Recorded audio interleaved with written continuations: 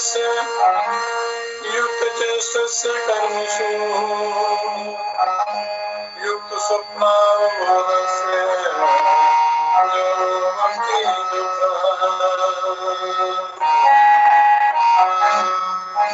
यो भक्ति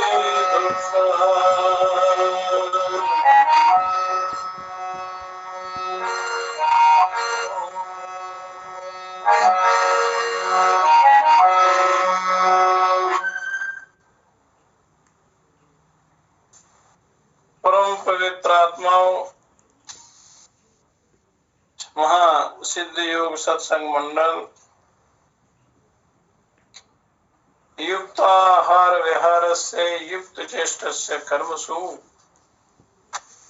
युक्त स्वप्नावबोध से योगो भक्ति दुखा। योग परम कल्याण का रास्ता है। योग युक्त हो जाता है, योग के मार्ग पर अग्रसर हो जाता है, उसका जीवन सफल हो जाता है। थोड़े ही समय में परमार्थ वस्तु की प्राप्ति हो जाती है, जीवन परमानंदमय बन जाता है।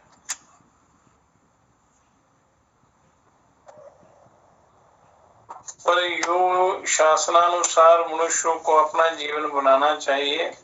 योगानुसार, योगाचार, योग व्यवहार, योग विचार, योग युक्त कर्म, ये मनुष्य को अपना जीवन योगमय बनाना है। उस योगमय जीवन से ये परम पद को प्राप्त कर लेता है, परमानंद को प्राप्त करता है। क्योंकि संसार में कष्ट ही कष्ट है, सुख का नाम भी नहीं है। तो कल राय योग अर्थात ध्यान योग, इसका वर्णन चल रहा था कि अष्टांग योग का प्रधान जो उद्देश्य है ध्यान योग है, और इनका मुख्य विषय जो है वो ध्यान योग है। और सब प्रकार के योग इसके अंतर्गत हैं ध्यान योग के। तो ध्यान से बड़े आनंद की प्राप्ति होती है। जब चित्त एकाग्र हो जाता है, मन को बड़ी शांति मिलती है, ईश्वर की कृपा प्राप्त होती है, जीवन धन्य हो जाता है। ज्ञान, अब ध्यान योग और फिर ज्ञान योग, ज्ञान योग, सांख्य योग, सारे ये तत्व का ज्ञान इस शास्त्र में, इस योग दर्शन में अति उत्तमता से कराया गया है। यो मनुष्य इसे श्रद्धा युक्त होकर सुनता है, फिर उस पर अभ्यास करता है, तो उसको सिद्धि मिलती है। कर्म योग, तीसरा कर्म योग।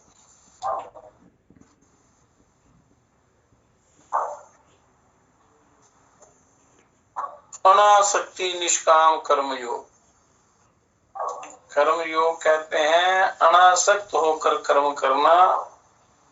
अनासक्ति निष्काम कर्म योग, कामना रहित होकर कर्म करना, किसी प्रकार की इच्छा नहीं करना। तो इच्छा ही दुखों का मूल कारण है। इसलिए मनुष्य को कामना रहित कर्म करना चाहिए, तो उसे कर्म योग कहते हैं। यहाँ योग शब्द जुड़ गया तो कर्म योग का आता है कि निष्काम भाव से, निष्काम भावना से जो कर्म किया जाता है वो उसका फल अनंत हो जाता है। वो आत्मोन्नति की तरफ ले जाता है, आत्म कल्याण की तरफ ले जाता है। तो क्लेश कर्मं विपाकाशय शय्यैर् परामृष्टा पुरुष विशेष ईश्वरः।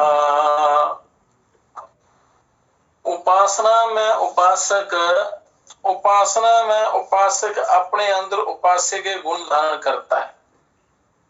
यह मनुष्य उपासना करता है तो वो अपने अंदर जिसकी उपासना करता है, जिस देव की, जिस इष्ट की या जिस भी तत्व की उपासना करता है, उसके गुण उसमें आ जाते हैं। इसलिए इससे निष्काम कर्म अनासक्ति योग की शिक्षा मिलती है। अनासक्ति योग, और ये भी निष्काम कर्म की शिक्षा वर्ग है। और उसके आगे आगे आप भक्ति योग, श्रद्धा वीर्य स्मृति समाधि प्रज्ञा पूर्वक इतरेषाम, कि ये श्रद्धा भक्ति का प्रधान अंग है, और इसलिए भक्ति की शिक्षा योग दर्शन के अंतर्गत आती है, और जाप और मंत्र योग भी इसी में शामिल है। जप और मंत्र योग भी इसमें सम्मिलित है, और ये योग दर्शन की व्यापकता का सूचक है। इसलिए इस योग मय ज्ञान को प्राप्त करना मनुष्य का परम कर्तव्य है। इसी से कल्याण होता है। अब हठ योग मतलब ध्यान योग के, राज योग के अंतर्गत सभी आ जाते हैं। अब आता है हठ योग का संबंध शरीर और प्राण से होता है। हठ योग कहते हैं हठ, कई कहते हैं ऐसे हठ करना, हठ नहीं। हठ योग का संबंध है शरीर और प्राण से। यो योग आठ अंग यहाँ दिए गए हैं, पतंजलि द्वारा बताए गए हैं। योग आयुर्वेद यो यम नियम आसन प्राणायाम प्रत्याहार धारणा ध्यान समाधि, ये क्रमानुसार इनके नाम है। और समाधि, ध्यान और समाधि से आसन और प्राणायाम के अंदर आ जाते हैं। समाधि में से जितने भी बाकी हैं आसन और प्राणायाम के अंदर आ जाते हैं। हठ योग राज योग का साधन मात्र ही है। राज योग की प्राप्ति के लिए ये हठ योग पहले किया जाता है। जैसे हठ योग प्रदीप एक ग्रंथ है, हठ योग प्रदीपिका के उसमें ग्रंथ में लिखा है, केवलम राज योगाय हठ विद्योपदिश्यते, कि केवल राज योग के लिए हठ योग की विद्या का उपदेश किया जाता है। जो हठ योग है, शरीर और प्राण की जो साधना है, ये राज योग के लिए है, क्योंकि राज योग का सर्वोपरि योग है। राज योग मतलब ध्यान योग, उसको ध्यान योग कहते हैं।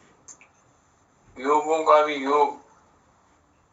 राजयोगम बिना पृथ्वी, राजयोगम बिना दिशा, राजयोगम बिना पृथ्वी, राजयोगम बिना निशा, राजयोगम बिना मुद्रा विचित्रापि न शोभते। कि राजयोग के बिना पृथ्वी नहीं शोभित होती। पृथ्वी मतलब आसन शोभित नहीं होता राजयोग के बिना। राजयोग के बिना निशा मतलब कुंभक प्राणायाम, निशा बोलते हैं उसको, कि कुंभक प्राणायाम नहीं शोभित होती। और राजयोग के बिना विचित्र मुद्रा भी शोभित नहीं होती। और ह का अर्थ सूर्य है। हठ, हठ का मतलब, हठ योग का अर्थ क्या हुआ? ह का अर्थ सूर्य मतलब पिंगला नाड़ी, और ठ का अर्थ है चंद्रमा। चंद्रमा मतलब ईड़ा नाड़ी है, बायां स्वर है। तो इनके योग को हठ योग कहते हैं। ईड़ा और पिंगला, ये योग को हठ योग कहते हैं। तो जैसे हकारा कीर्तितः सूर्यष्ठा का सूर्य खष्टाकार चंद्र उच्यते, सूर्य चंद्रम सूर्योगा योगाद हठ योगो निगद्यते। सूर्य को हाकार और चंद्र को ठाकार कहते हैं। मतलब पिंगला नाड़ी प्राणवायु और चंद्रमा ईड़ा नाड़ी अर्थात अपान वायु, प्राण वायु और अपान वायु, इसको हठ योग कहते हैं। प्राण और अपान को मिलाने के अभ्यास को हठ योग कहते हैं। प्रवाहों का अथवा प्राण और अपान वायुओं के मिलाने को हठ योग कहते हैं। प्राण और अपान की साधना को जो आप भस्त्रिका प्राणायाम, अनुलोम विलोम प्राणायाम या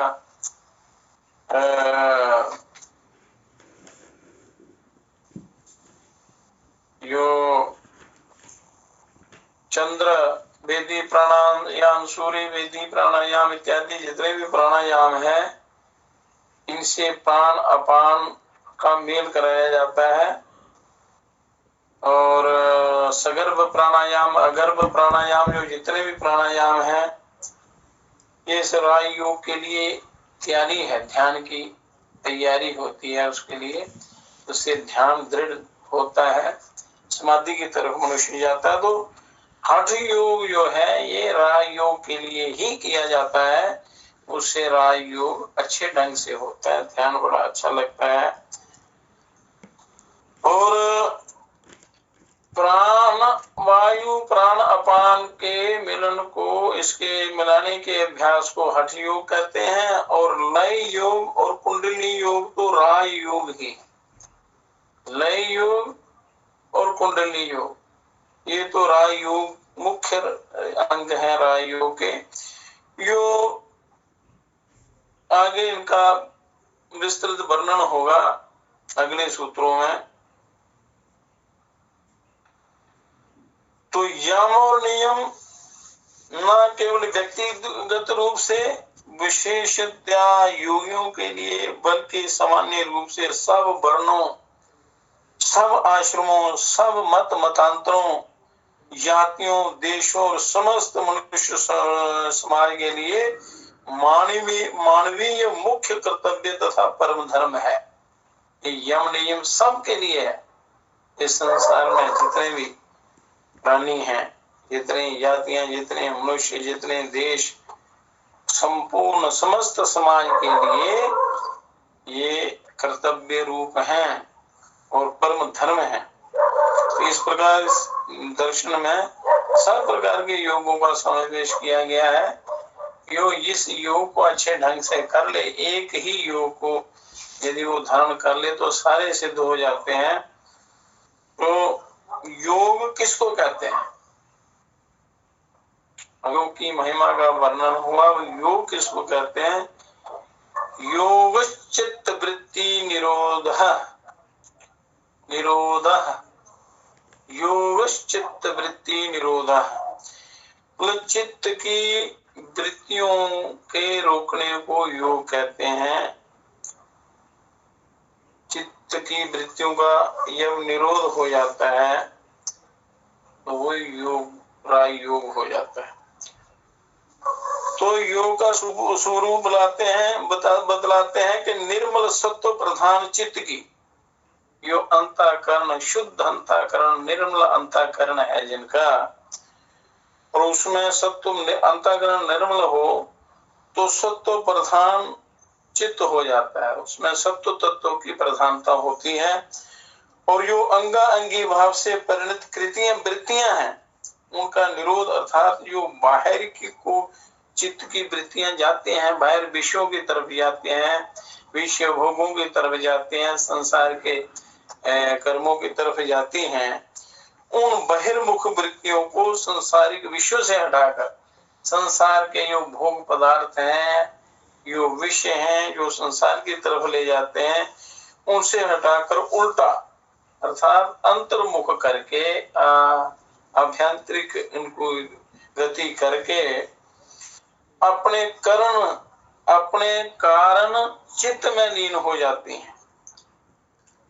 और उनको चित्त में लीन कर देना, अपने कारण चित्त में लीन कर देना योग है। और ऐसा निरोध चित्त की वृत्तियों का जो निरोध है उनको रोकना है, सब चित्त की भूमियों में सब प्राणियों का धर्म है, जो कभी किसी चित्त में प्रकट हो जाता है। शरीर की रचना बनावट सब तत्व जो है सबके समान है, और कर्म भी सबका समान ही होता है।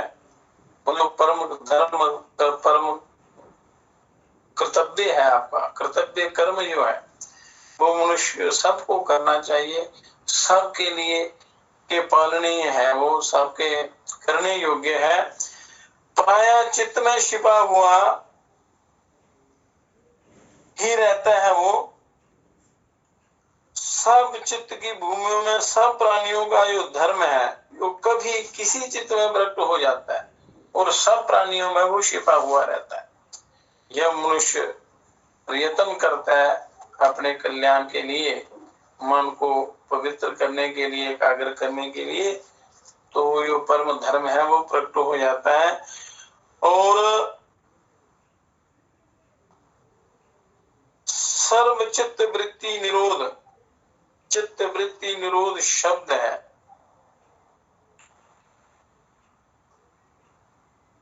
तो यहाँ योग चित्त वृत्ति निरोध है, इस सूत्र, इससे सूत्रकार ने क्या किया, जो सूत्र बनाते हैं कि थोड़े शब्दों में बड़ा ज्ञान भर देते हैं, ताकि उसको याद करने से मनुष्य को वो सब याद हो जाए कि इसकी व्याख्या क्या है और इसमें हमें क्या करना है। तो इसे सूत्रकार ने संप्रज्ञात और असंप्रज्ञात दोनों प्रकार की समाधियों को योग बतलाया है। संप्रज्ञात समाधि जिसमें कुछ भान रहता है शरीर का, समाज का, संसार का, और असंप्रज्ञात समाधि होती है जिसमें अपने आप का, अपने शरीर का भी भान नहीं रहता, ध्यान ख्याल नहीं रहता, वो परमानंद में लीन हो जाता है। असंप्रज्ञात समाधि जिसमें सब वृत्तियों का निरोध हो जाता है, सब वृत्तियां शांत हो जाती हैं, और वह निरुद्ध अवस्था तो योग ही है ही। किंतु संप्रज्ञात समाधि भी जिसमें सात्विक एकाग्र वृत्ति बनी रहती है, सत्व गुण प्रधान होने से सात्विक एकाग्र वृत्ति बनती है और वो सदा बनी रहती है। एकाग्र अवस्था भी योग के लक्षण के अंतर्गत है। यह चित्त की एकाग्रता जो है, जो लोग अभ्यास करते हैं, योग का चित्त एकाग्र होता है, तो वो भी योग की सिद्धि के लक्षण हैं, योग के अंतर्गत ही हैं। अर्थात चित्त से तम का मण रूप आवरण, जब तमो गुण जो है, तमो गुण रूपी आवरण हट जाता है, और रजस की विशेष रूप चंचलता निवृत्त होकर सत्व के प्रकाश में जो एकाग्र वृत्ति रहे, सत्व प्रदेश में, सत्व तत्व में, उसमें एकाग्र वृत्ति रहे सदा, उसको भी योग समझना चाहिए। सत्व गुण में, सात्विक पदार्थों में, सात्विक तत्व में वृत्ति जमे रहना, स्थिर रहना, वो भी योग ही है, सिद्ध योग ही है। तो सारी सृष्टि सत्व, रज और तमो, सत्व, रजस और तमस, इन तीनों गुणों का ही परिणाम स्वरूप है, तीनों गुणों का ही ये कार्य है। और एक धर्म आकार अथवा रूप को छोड़कर, आकार तथा रूप को छोड़कर धर्मांतरण के ग्रहण अथवा दूसरे धर्म आकार अथवा रूप के धारण करने को परिणाम कहते हैं। तो चित्त इन गुणों का सबसे प्रथम सत्व प्रधान परिणाम है, और इसलिए इसको चित्त सत्व भी कहते हैं, और ये इसका अपना व्यापक स्वरूप है चित्त का। और ये सारा स्थूल जगत, ये सारा दिखाई देने वाला जो स्थूल जगत है जिसमें हमारा व्यवहार चल रहा है, रज तथा तम प्रधान गुणों का परिणाम है। ये जो संसार चल रहा है, इसमें ये जो हमारा भौतिक शरीर जो है, भौतिक संसार के जो तत्व हैं, ये जितना भी व्यवहार चल रहा है, ये रज और तम प्रधान गुणों के कारण चलता है। सत्व प्रधान जो है वो योग की तरफ जाता है, परम ब्रह्म की तरफ, कल्याण की तरफ ले जाता है। चित्त का गुण है। तो इससे बाह्य अथवा अभ्यंतर संसर्ग से जो चित्त सत्व में हर खिन खिन गुणों का परिणाम हो रहा है उसको चित्त वृत्ति कहते हैं। तो इसका निरोध हो जाने से सारे ये व्यवहार जो है, सारे व्यापार बंद हो जाते हैं और परम शांति दिव्य आत्मानंद की अनुभूति होती है और ये जीवन कृत्य कृत्य हो जाता है। तो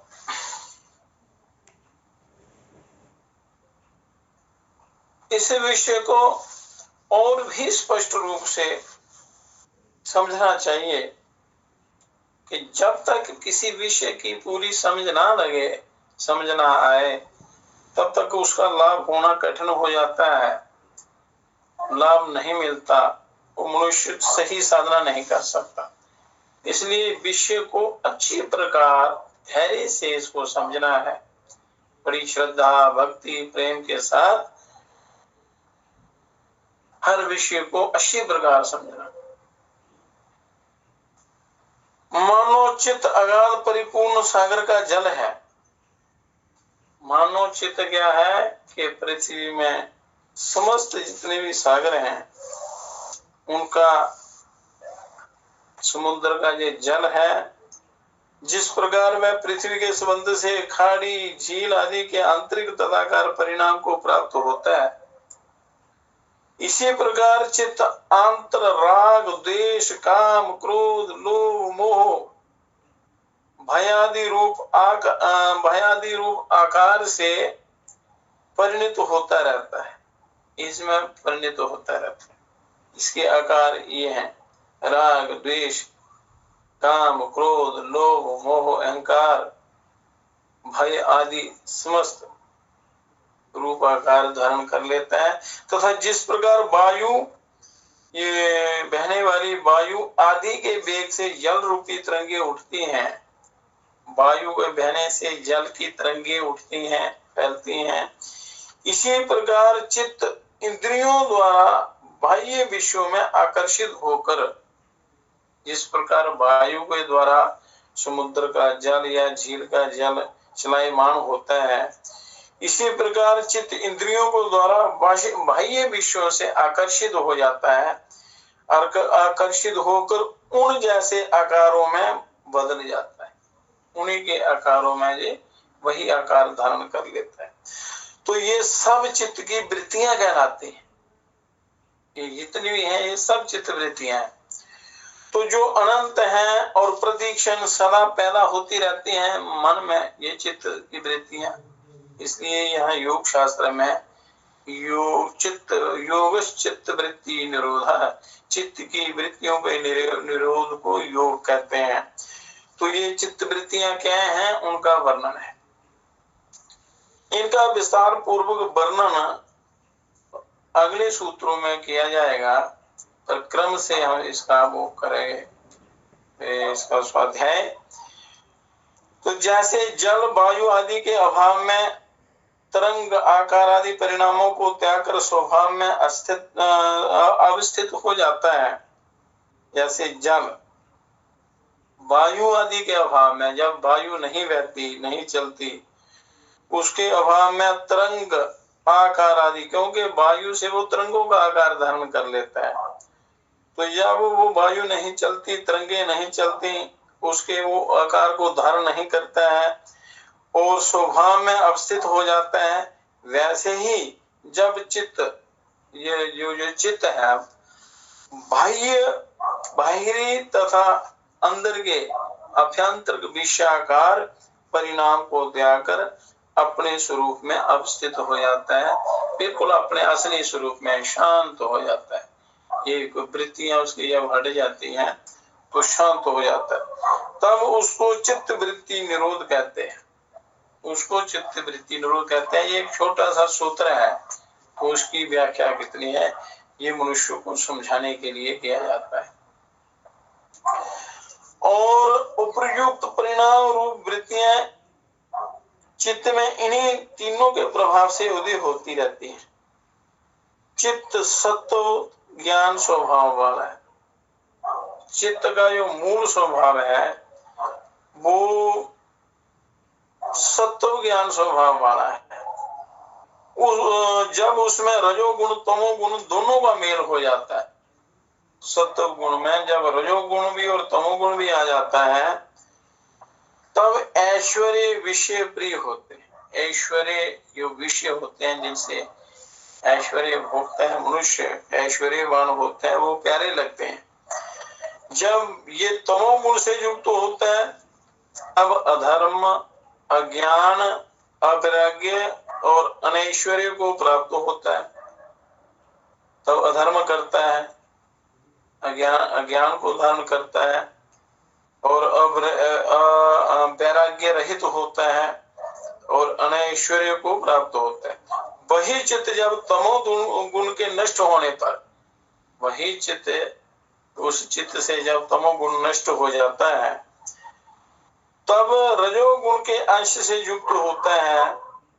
तब जब तमोगुण हटता है तो रजोगुण रहता है, तो तब धर्म, ज्ञान, वैराग्य और ऐश्वर्य को प्राप्त होता है। जब रजोगुण के प्रभाव में आता है तो क्या होता है, तब धर्म, ज्ञान, वैराग्य और ऐश्वर्य को प्राप्त होता है। वही चित्त जब रजोगुण के लेश मात्र मल से भी रहित हो जाता है, तमोगुण से भी रहित हो जाता है, रजोगुण के एक कण मात्र से भी रहित हो जाता है, तब स्वरूप प्रतिष्ठ कहलाता है। ये जो इसका असली स्वरूप है उसमें स्थित हो जाता है। तब चित्त सत्व और पुरुष की भिन्नता का ज्ञान होता है। तब चित्त सत्व और पुरुष की भिन्नता का ज्ञान होता है कि ये क्या है, सही सही ज्ञान हो जाता है, अनुभव हो जाता है। और जिसको विवेक ख्याति अर्थात भेद ज्ञान कहते हैं, भेद ज्ञान कहते हैं। और विवेक ख्याति के परिपक्व होने पर धर्म में समाधि की अवस्था प्राप्त होती है। कहते हैं ना, ओम का नाद दहर में जागे, आत्मानंद में सभी दुख भागे। हे परमात्मा, धर्म मेघ की अमृत वर्षी समाधि लगाओ। तब धर्म मेघ समाधि की अवस्था प्राप्त होती है। इसके लिए जीव प्रार्थना करता है भगवान से, हे प्रभु मेरी इसमें गति हो, ये समाधि प्राप्त हो, धर्म में एक समाधि, जिसको परम पर संख्यान भी कहते हैं। परम पर संख्यान कहते हैं। और चित्त शक्ति, चिति शक्ति मतलब जब पुरुष अपरिणामी और अप्रति संक्रमा अर्थात परिणाम, क्रिया और संयोग आदि से रहित तथा चित्त के सारे विषयों की दृष्टा शुद्ध और अनंत है। और सत्व गुणात्मक चित्त इस पुरुष से विपरीत है। जो सत्व गुणात्मक जो चित्त है वो इससे और भी विशेष होता है, अर्थात परिणामी और क्रिया आदि वाला विषयों का स्वयं दृष्टा नहीं, किंतु पुरुष को दर्शाने वाला और जड़ होने के कारण पुरुष की अपेक्षा अशुद्ध तथा अंत वाला है। इस प्रकार चित्त से पुरुष का भिन्न देखना विवेक ख्याति कहलाती है। चित्त का उस आत्मा से भिन्न देखना, पुरुष से भिन्न देखना विवेक ख्याति कहलाती है। जब इस विवेक ख्याति से भी वैराग्य प्राप्त हो जाता है, जब ये जो विवेक ख्याति ज्ञान प्राप्त होता है, इससे भी वैराग्य होता है, इसमें भी अहंकार नहीं आना चाहिए, इसका मैं भी इसको भोगने की लालसा नहीं होनी चाहिए। तो जब इससे भी विवेक ख्याति से भी वैराग्य होता है, तब उस विवेक ख्याति का भी निरोध हो जाता है। चित्त की वृत्तियों के बाद विवेक ख्याति के बाद क्या होता है, जब उनका भी निरोध हो जाता है, ये निर्जीव समाधि होती है।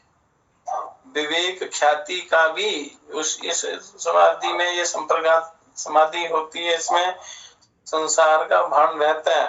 पर इससे भी जब वैराग्य होता है तब ये निर्जीव समाधि कहलाती है। इससे पहले सजीव समाधि कहलाती है और ये निर्बीज समाधि कहलाती है। सबीज और निर्बीज। तो निर्बीज समाधि इसको असंप्रज्ञात इसलिए कहते हैं, निर्बीज समाधि को असंप्रज्ञात कहते हैं, सबीज समाधि को संप्रज्ञात कहते हैं। तो इसे असंप्रज्ञात इसलिए कहते हैं कि क्योंकि इसमें कोई संसारिक विषय नहीं जाना जाता है। जो असंप्रज्ञात समाधि होती है, जो निर्बीज समाधि होती है, इसमें किसी भी प्रकार के संसार का भान नहीं होता, विषय नहीं जाना जाता है। इस प्रकार संप्रज्ञात और असंप्रज्ञात भेद से चित्त वृत्ति निरोध रूप योग दो प्रकार का है। चित्त वृत्ति निरोध योग ये दो प्रकार का होता है, संप्रज्ञात और असंप्रज्ञात समाधि के भेद से। अब ये सार्वभौम संप्रज्ञात और संप्रज्ञात समाधि चित्त का धर्म है, जैसा ऊपर व्याख्या की गई है। यद्यपि केवल अंत की दो ऊंची अवस्थाओं में उसका प्रादुर्भाव होता है, प्रथम तीन निचली अवस्थाओं में रज तथा तम की प्रधानता से विक्षेप तथा मल के आवरण से दबा रहता है। जब रजो गुण और तमो गुण प्रधान रहता है, तब ये संसार के चक्र में पड़ा रहता है, उसके आवरण से ढका रहता है। और फिर चित्त की अवस्थाएं, पांच अवस्थाएं होती हैं। वो पांच अवस्थाएं क्या क्या है? चित्त की मूढ़ावस्था है, तो दूसरी है क्षिप्तावस्था, तीसरी है विक्षिप्तावस्था, चौथी है एकाग्रावस्था, एकाग्रता अवस्था, और पांचवी है निरुद्धावस्था। ये पांच चित्त की अवस्थाएं हैं। मूढ़ावस्था, इस अवस्था में तम प्रधान होता है। मूढ़ अवस्था में क्या होता है? तमोगुण प्रधान होता है। तो मनुष्य तमोगुण के प्रभाव में आ जाता है, उसके अनुसार कर्म करता है, उसके अनुसार इसकी वृत्तियां होती हैं, उसी के अनुसार इसकी गति होती है। तो रज तथा सत्व दबे हुए गौण रूप से रहते हैं। सत्व रजो मूढ़ावस्था में सत्व और रज दबे रहते हैं और तमोगुण प्रधान रहता है, इसलिए बुद्धि विपरीत कर्म करती है। और ये अवस्था काम क्रोध लोभ मोह के कारण होती है। यो तमो मूढ़ावस्था होती है, ये काम क्रोध लोभ मोह अहंकार आदि शत्रुओं के कारण होती है। जब चित्त की ऐसी अवस्था होती है, तब मनुष्य की प्रवृत्ति अज्ञान, अधर्म, राग और अनैश्वर्य में होती है, पापाचार में होती है। ये अवस्था नीच मनुष्यों की होती है। तो उनको नीच समझना ऐसे व्यक्तियों को जो तमोगुण प्रधान होते हैं, वो उसमें काम क्रोध लोभ वो सारे दोष आ जाते हैं। फिर वो अज्ञानी होते हैं और अधर्म करते हैं, और राग द्वेष इत्यादि ये दोष इनमें आ जाते हैं, और ये नीच मनुष्य के लक्षण हैं, उनकी अवस्था है। अब दूसरी आ गई क्षिप्तावस्था। पहली मूढ़ावस्था तो मूर्खों की हो गई।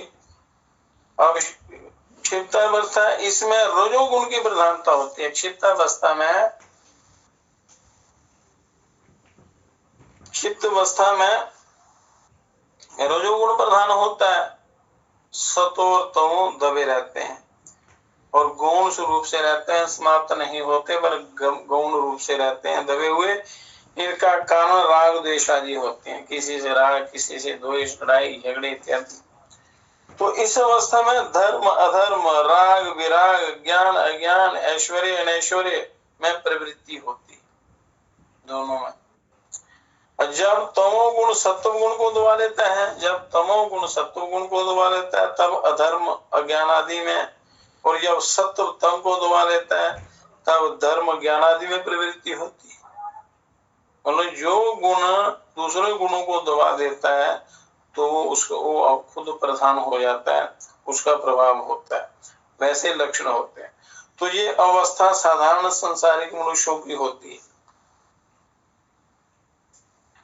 तो मूढ़ावस्था और क्षिप्तावस्था जो है ये सारी लोगों की होती है। अब विक्षिप्तावस्था आती है तीसरी, और इनको अच्छी प्रकार अगर यदि आप समझ लेंगे तो फिर ध्यान करने में या योग सिद्धि में आपको कोई परेशानी नहीं होगी, आपके आगे कोई विघ्न नहीं आएगा। आएगा तो आप विचार पूर्वक उसको, विचारों के द्वारा उसको ठीक कर दें। इसलिए विक्षिप्त अवस्था में सत्व गुण प्रदान होता है। तीसरी जो अवस्था है उसमें सत्व गुण प्रदान होता है। रज तम दबे हुए गौण रूप से रहते हैं, सूक्ष्म रूप में रहते हैं, समाप्त नहीं होते, वो रहते हैं। और पर जो प्रधान कार्य है वो सत्व गुणों का होता है। तो ये निष्काम कर्म करने तथा राग द्वेष काम क्रोध लोभ मोह आदि के छोड़ने से पैदा होती है ये विक्षिप्त अवस्था जो होती है। इस अवस्था में क्योंकि सत्व गुण किसी मात्रा में बना रहता है, इस कारण मनुष्य की प्रवृत्ति धर्म ज्ञान वैराग्य और ऐश्वर्य में होती है, परंतु रजोगुण चित्त को विक्षिप्त कर देता है। और ये अवस्था ऊंचे मनुष्यों तथा जिज्ञासुओं की होती है। जो जिज्ञासु लोग होते हैं उनकी विक्षिप्त अवस्था होती है। ये तीनों अवस्थाएं चित्त की अपनी स्वाभाविक नहीं है और ना योग की है। ये तीनों अवस्थाएं इन गुणों की हैं, क्योंकि बाहर के विषयों के गुणों से चित्त पर उनका प्रभाव पड़ता रहता है।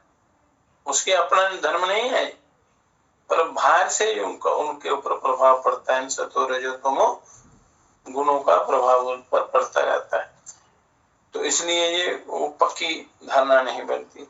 अब एकाग्रता अवस्था, चौथी अवस्था जो मनुष्य की है, चित्त की जो चौथी अवस्था है, जब एक ही विषय में समान वृत्तियों का प्रभाव चित्त में निरंतर चलता रहे, एक ही विषय में वृत्तियां, एक ही विषय में वृत्तियों का प्रभाव चलता रहे निरंतर, तब उसको एकाग्रता अवस्था कहते हैं, एकाग्रता कहते हैं। तो ये चित्त की स्वाभाविक अवस्था है।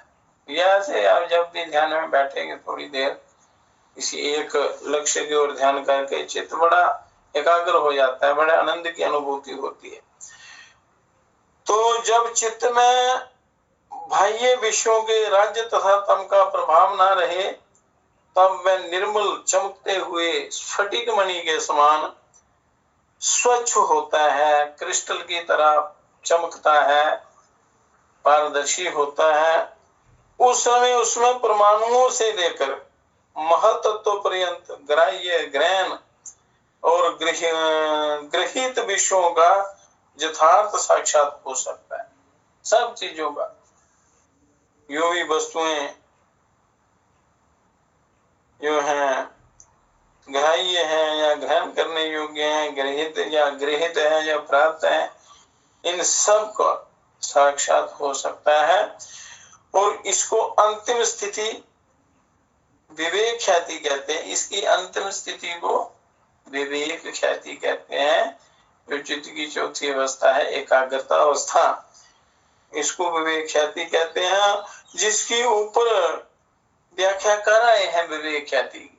ये विवेक ख्याति के से भी वैराग्य होने से वो समाधि लगती है, धर्म में एक समाधि। एकाग्रता को संप्रज्ञात समाधि भी कहते हैं। एकाग्रता जब हो जाती है तो समझो संप्रज्ञात समाधि सिद्ध हो गई। इसमें प्रकृति के सब कार्यों का पूर्णतया साक्षात्कार हो जाता है। एकाग्रता में इस सृष्टि के प्रकृति के जितने भी कार्य हैं उनका साक्षात्कार हो जाता है, इनके सारे परिणामों का साक्षात्कार हो जाता है। पर इसका अभ्यास किए बिना नहीं होता। तो धीरे धीरे योग युक्तियों द्वारा आपने इसका अभ्यास करना है, साधना करनी है। तो फिर आती है निरुद्धावस्था। तो निरुद्धावस्था जब चित्त की वृत्तियों का पूर्णतया निरोध हो जाता है, निरुद्धावस्था आती है। ये तो ऊंची भूमि है। तो जब विवेक ख्याति द्वारा चित्त और पुरुष का भेद साक्षात्कार हो जाता है और तब उस ख्याति से भी वैराग्य मतलब पर वैराग्य उदय होता है। एक वैराग्य होता है, पर वैराग्य होता है, बड़ा ज्यादा तीव्र वेग वाला वैराग्य। क्योंकि विवेक ख्याति भी चित्त की एक वृत्ति है और इस वृत्ति के भी निरुद्ध होने पर सर्व वृत्तियों के निरोध होने से चित्त की निरोधावस्था होती है। ये असली निरोधावस्था होती है उस चित्त की। तो इसलिए इन भूमियों को धीरे धीरे धीरे धीरे इनको प्राप्त करना है, उन्नत करना है। इस निरोधावस्था में अन्य सब संस्कारों के तिरोभाव पूर्वक पर वैराग्य के संस्कार मात्र शेष रह जाते हैं और निरोधावस्था में किसी प्रकार की भी वृत्ति न रहने के कारण कोई पदार्थ भी जानने में नहीं आता। निरुद्धावस्था में तब अविद्यादि पांचों क्लेशों सहित कर्माशय रूप जन्मादि के बीज नहीं रहते। तब अविद्यादि पांचों क्लेश सहित, अविद्यादि 5 क्लेश हैं, इनके सहित कर्माशय जो कर्म किए हुए हैं अपने प्रारब्ध पिछले कर्म, कर्माशय रूप जन्मादिकों के बीज नहीं रहते जो जन्मों का कारण बनते हैं, जन्म मरण का कारण बनते हैं, कभी किसी जोनी में कभी किसी जोनी में, तो वो कर्म बीज नष्ट हो जाते हैं इसके द्वारा, समाधि के द्वारा। इसलिए इसको असंप्रज्ञात या निर्बीज समाधि भी कहते हैं, जो आवागमन के चक्र को काट देती है। तो इस शंका के निवारणार्थ सर्ववृत्तियों के निरोध होने पर क्या पुरुष का भी निरोध हो जाता है? अगर वृत्तियां निरुद्ध हो गई तो सातव तत्व का भी निरोध हो जाता है, अथवा वह क्या शून्य अवस्था है। तो इसका आगे बड़ा विशाल विस्तृत वर्णन है। सर्ववृत्तियों के निरुद्ध होने पर पुरुष स्वरूप में अवस्थित होता है, शुद्ध परमात्मा में अवस्थित होता है। यह वह सर्ववृत्तियों का निरोध हो जाता है तो परमात्मा का साक्षात्कार होता है, परमात्मा शुद्ध परमात्मा स्वरूप में स्थिर हो जाता है, अवस्थित हो जाता है। और विशेष योग के विषय को समझने के लिए चित्त के स्वरूप तथा सृष्टि क्रम का ज्ञान अति आवश्यक है। अब इनको समझने के लिए आपको क्या क्या समझना है? योग विद्या को समझने के लिए आपको क्या क्या समझना है? सृष्टि क्रम का ज्ञान, चित्त के स्वरूप तथा सृष्टि का जो क्रम है उसका ज्ञान अति आवश्यक है। इसलिए इसका कुछ विस्तार पूर्वक वर्णन कर देना सही है, क्योंकि जब तक ये आप इसकी पूर्ण व्याख्या समझेंगे नहीं तो आपको पता नहीं चलेगा और ना ही आप इसके लिए, इसकी प्राप्ति के लिए अभ्यास करेंगे, अनजान रह जाएंगे, जन्म जन्मांतर ऐसे चले जाएंगे। तो योग के विषय क्या है और सृष्टि का क्रम क्या है, इसको विस्तार पूर्वक कल बताएंगे। आज का सत्संग यहीं पर करते हैं समाप्त। तो आपने इस चित्त को शुद्ध करना है, पवित्र बनाना है अंतःकरण को, और हर समय ये श्वास चलता है आपका, उसकी तरफ आपने ध्यान देना है, उसके साथ अपने मन को चलाना है अंदर बाहर। तो धीरे धीरे अभ्यास करते करते ये सिद्धि हो जाएगी। और सदा संतों का संग, महापुरुषों का संग, गुरुओं का संग करना, अच्छी संगति करना, बुरे विचार कभी मन में नहीं लाना। क्योंकि जब भी कोई भी बुरा विचार आप लाते हैं तो अंदर जो है कई प्रतिक्रियाएं होती हैं और वो रोगों का रूप धारण कर लेती है।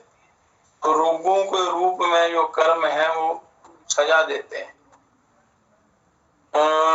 पूर्व पिछले जन्म के किए हुए जो पाप हैं, जो व्याधि रूप होकर यहाँ दुख देते हैं, कष्ट देते हैं संसार में आकर। तो इसलिए मनुष्य को अच्छी ही संगति करनी है, अच्छा अपना मार्गदर्शन गुरुओं से लेकर उस पर चलना है, अभ्यास करना है। तो इस पर कहते हैं संत महापुरुष, संगत साधु की जो गंदी का जो गंदी पिछले नहीं कोई वास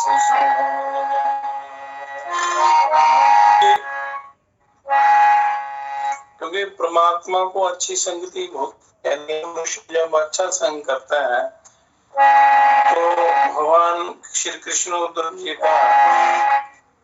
जी के प्रश्न का उत्तर देते हुए कहते हैं, उद्धव जी कहते हैं कि महाराज आपको अति परम प्रिय कौन है? तो कहते हैं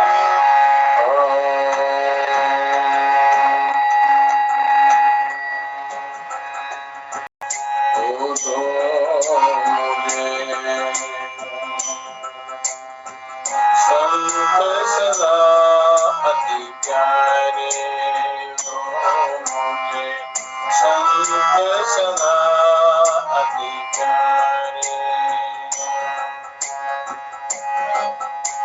जाकी महिमा वेद तारे संत सदा अति प्यारे मुझे संत सदा अति प्यारे।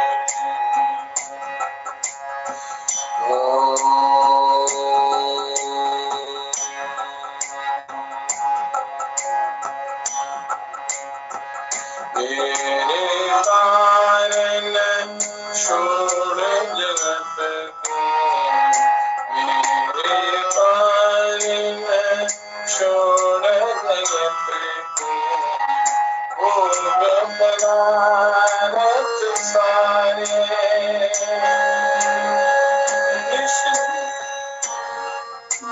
ध्यान धरे निश दिन चरणों में सब घर काज बिसारे मोरे संत सदा अति प्यारे मोरे संत सदा अति प्यारे।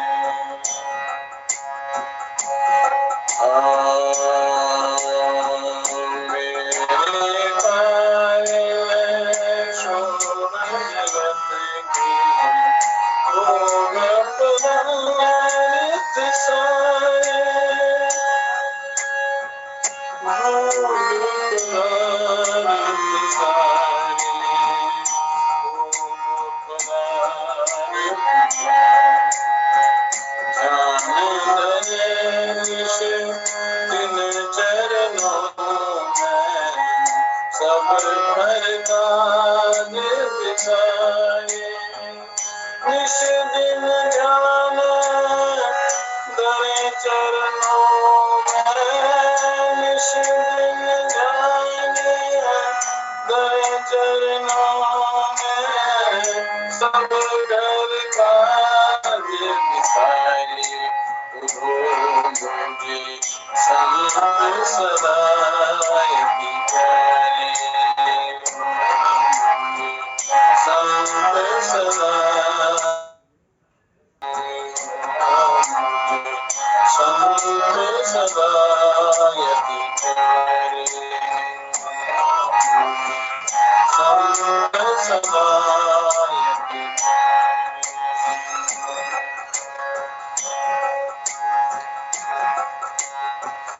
संत मिले तब मैं मिल जाऊं, संत मिले तब मैं मिल जाऊं, संतन से न्यारे बिन सत्संग मुझे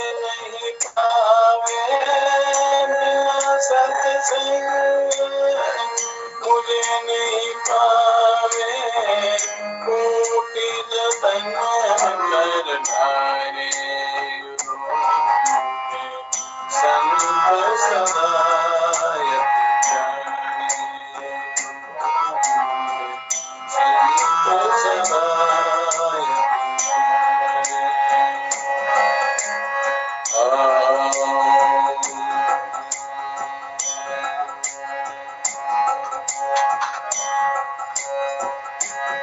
हरि ओम।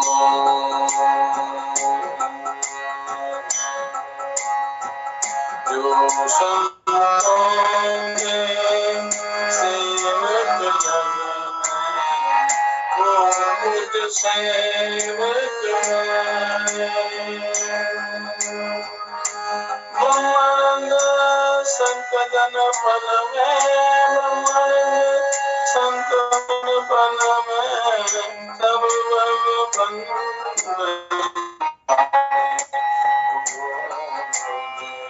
संत सदा यति संत सदा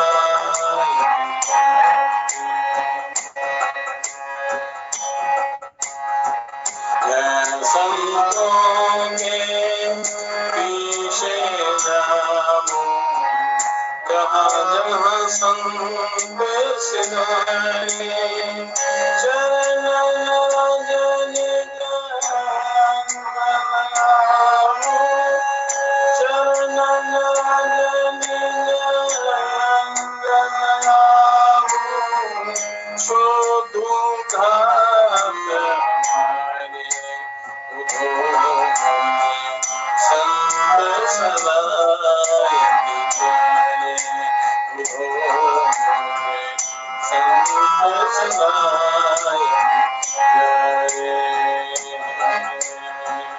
जाकी महिमा वेद उतारे संत सदा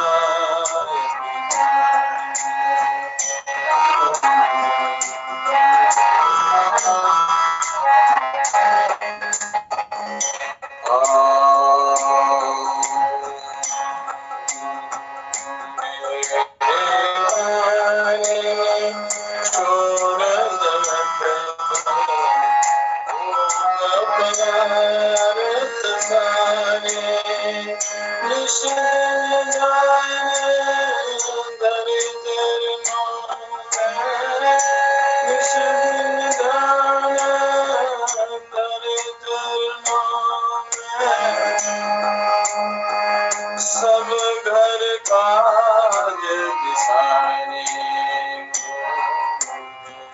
संत सदा यति संत सदा यति संत सदा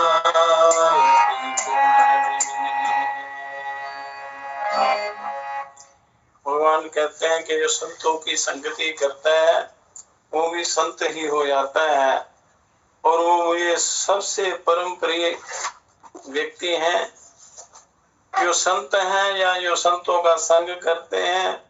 सत्संग मुझे बड़ा बहुत ही प्यारा है, इसलिए मनुष्य को सदा अच्छी संगति का अनुसरण करना चाहिए, संतों का संग करना चाहिए, गुरुओं की आज्ञा का पालन करना चाहिए तो जीवन सफल हो जाता है। ईश्वर प्रसन्न होते हैं, कल्याण कर देते हैं। हे परम पिता, हे विश्व पिता, हे राष्ट्र पिता, हे जगदाधार, हे करुणामय दीन दयालु पूर्ण गुरु, हे अपरंपार, हे महेश अब शीघ्र कृपा कर हमें दीजिए योग विचार, मानवता के प्रेरक बनकर नाथ करें सुखमय संसार। हे परम पिता, हे विश्व पिता, हे राष्ट्र पिता, हे जगदाधार, हे राष्ट्र पिता, हे जगदाधार। हरि ओम तत्सत, हरि ओम तत्सत, हरि ओम तत्सत, हरि ओम। तत्सत।